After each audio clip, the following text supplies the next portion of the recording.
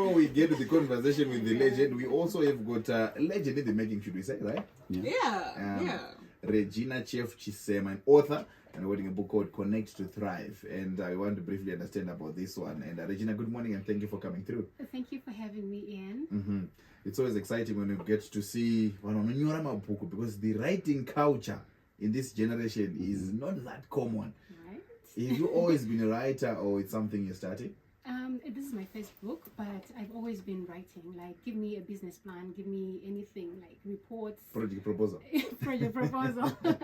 Okay. Yes, I've always been a writer. I don't shy away from writing, but this book, Connect to Thrive, is like me just putting my experience together into one package so that I can just elevate my impact, which is what the book is also talking about. How can you elevate the depth of your life experience? That's one element. And then secondly, how do you elevate your impact? And then last, how can you elevate your relationship with your maker? Because after all is said and done, we're going to have to face someone and be accountable. How do you elevate all those three areas of life? Because I really believe that those are the three things that really matter in life. When you say you have to go and face someone and be accountable, like, okay, so I know, right? These are conversations that many people would not want to have. I was listening yesterday, Natasha was having a conversation on Zwari Kufa Kwangu. Do you want to know for sure, to know the song? Do you know the sales Zwari Kufa Kwangu? So when you talk of this accountability in this book, do you feel that as a people sometimes we forget and we lack that understanding that at some point all this will end and we need books to remind us? The book does not just talk about the accountability part, but it then says, listen, we have an opportunity to be intentional about our walk on this earth so that at the end of the day we are right by whoever we need to be right. So depending with your belief system, that could be God, that could be Allah, whoever you believe in.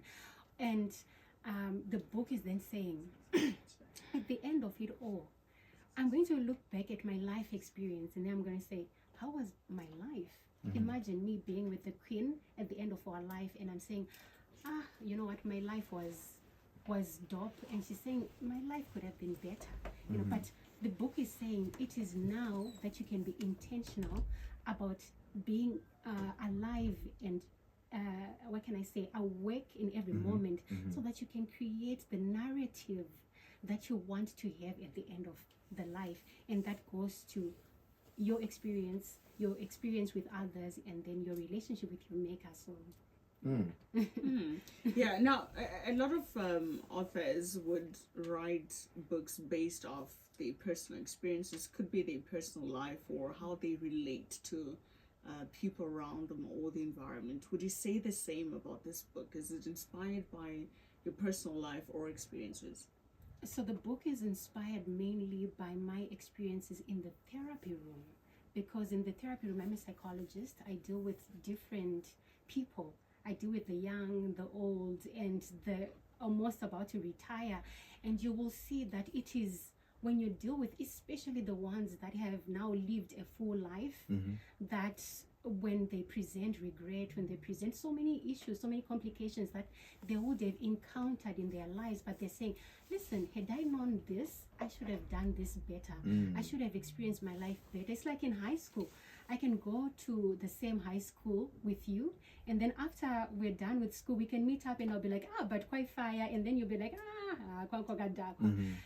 it's because the experience was different. It was the same school, same year, we were both in the same form, same teachers, but we had a different experience. So it's the same with life. I want to be looking at my life and say, listen, yay fire, or it was nice, I enjoyed it, I had a very deep and profound experience. But we can start being intentional about that now, and that's the journey that the book presents now. Where can you start in terms of being intentional about cultivating a life that you can look back at and just say, listen, that was amazing. You know, there's that quote, and I don't remember the exact words, but I rephrased it myself to say, I hope you realize soon enough that how you live every day is how you live life ultimately. But I wonder, in your experience, if people actually recognize that what I do in the next 12 hours is cumulative of where I end The up entire 10 life. years later? Or is it always we set up these goals of, oh, I want to have this job, or I want to have made this much amount of money by this time, but not necessarily realize that it's those small little things that you do every day that eventually lead up to that. You know what, Queen, is exactly what I talk about in the book. Just being intentional about every moment. Because remember, the future is created now, the past is also created now. So it is in this moment that actually matters, because it is in this moment that I put into practice what I have envisioned for myself. So I had a plan to do some interviews, but I had to be proactive about bringing that into existence, and I reached out to people. I want to do interviews, I want to publicize this book, but it was only created in the now. So it is in the now that I'm actually living that dream that I had, the plans that I had in the future. And then guess what? After this moment is done, I will then reflect at it, because it's already past, it's in the future. So the past and the future are created now. So yes, you are right. It is the nows that accumulate to the whole and the entirety of our lives. Yeah, wow, interesting indeed.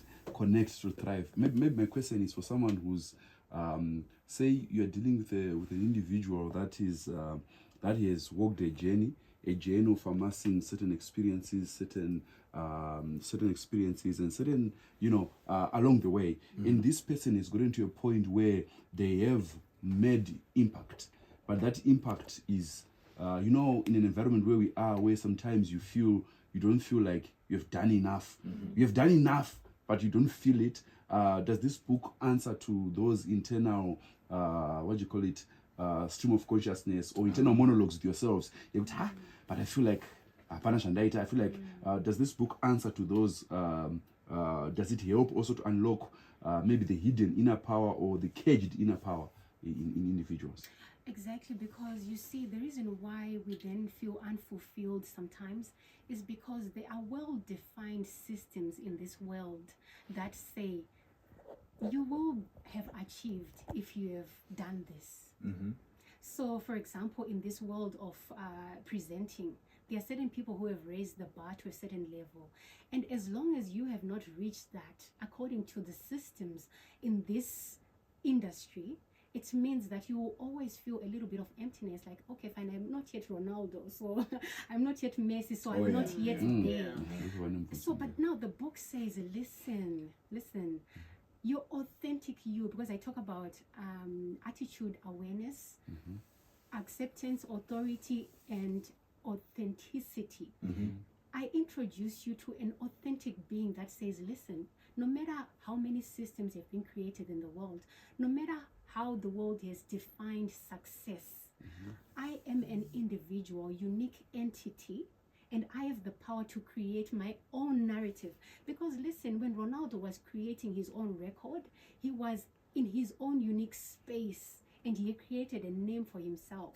So when we look at those people, you will see that there are a few of them because they've been able to live their own unique journey. So it's not a matter of benchmarking my own standards with another person's standards or with the systems. They're amazing systems that the world has created.